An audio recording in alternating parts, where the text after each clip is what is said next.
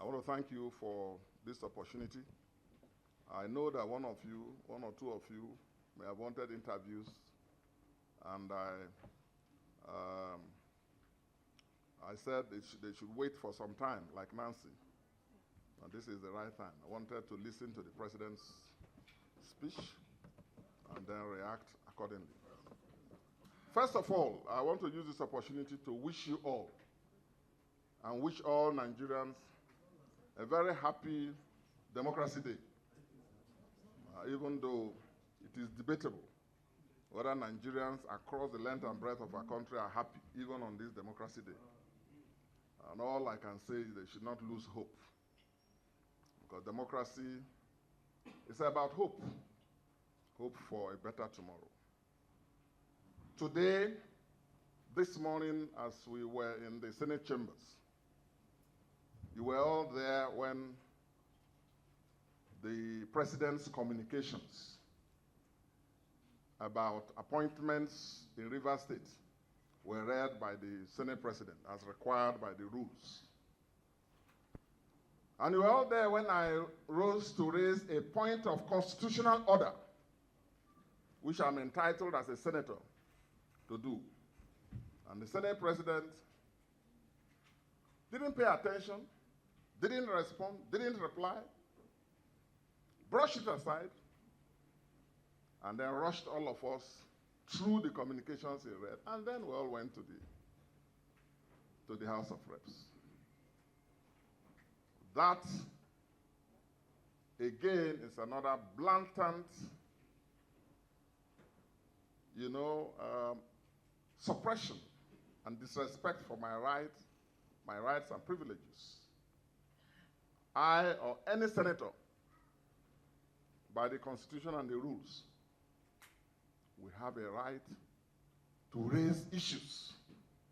And by the Senate rules, he has an obligation to listen to it and rule on it.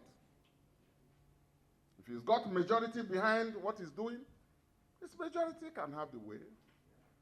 But my minority must always have my say. And I'll communicate that to the Senate president. A lot of us were embarrassed and ashamed.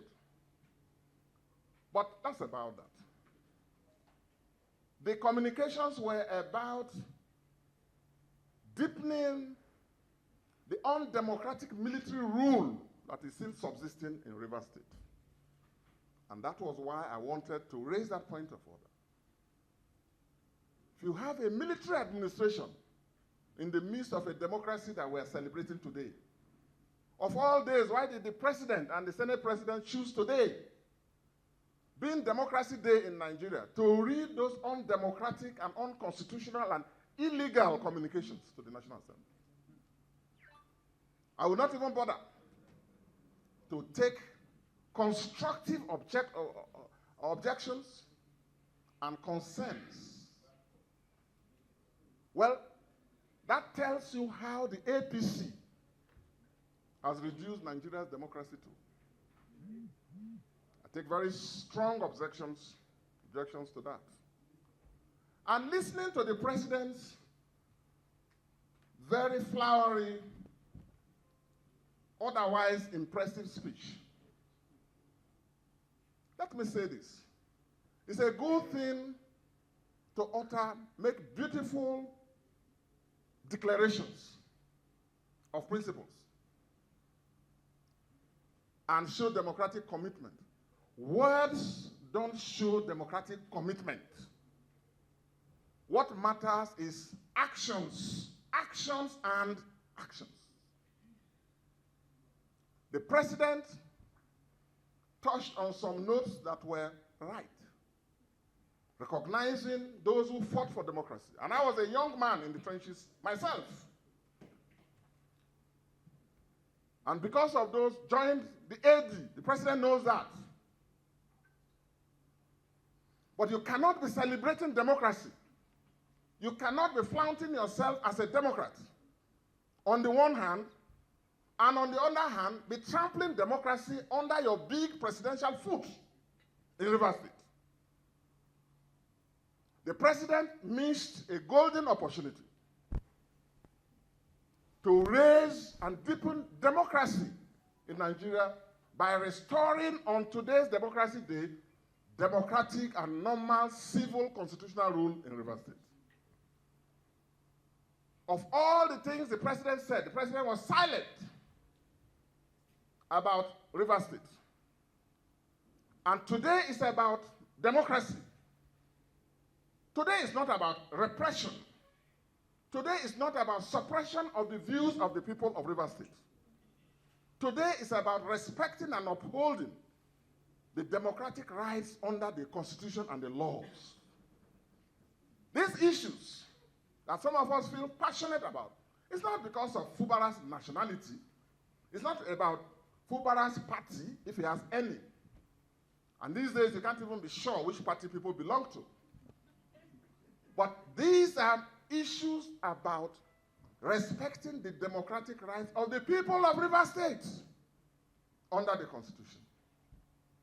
So I'm disappointed, firstly, that the president never said a word about the undemocratic developments in Rivers State, which he has enabled, which he has brought about, which he has sanctioned, and which he continues to sustain. And creating an impression as if all is well. No. As long as any part of Nigeria is under military rule, democracy is endangered in Nigeria as a whole. And I've spoken to my brothers and friends and sisters in the Southwest, some of them in the National Assembly. Because as some of you may know, I'm also maternally Ijebu, and proudly so. With this undemocratic precedent, the president, by pandering to particular political interests, has put the overall democracy of our people, particularly in big states like Lagos and Kano, in the future. Because in the future, arising from the precedent, the undemocratic and illegal precedent the president has set in Rivers, any other president from any other part of this country, and no one can monopolize power forever. If we cannot get victory in Lagos and Kano and big states, we now apply what they will term the Tinubu doctrine, which will be declare a state of emergency, sack all constitutional civil authorities, appoint people, military administrator, appoint people to conduct local government elections, appoint people to run the civil service. We can't allow that. And we pray that that day should not come for states like Lagos and Kano. What they are doing confirms the fear some of us have had since, which is that what they try to do in Lagos is a power grab. Today, I'm saddened that in spite of the beautiful rhetoric that the president came to the National Assembly to deliver, the president was silent about restoration of democratic rule and normalization of civil rule in Rivers State. And I'm further saddened. And actually, I feel very sad that the National Assembly, the president of the Senate,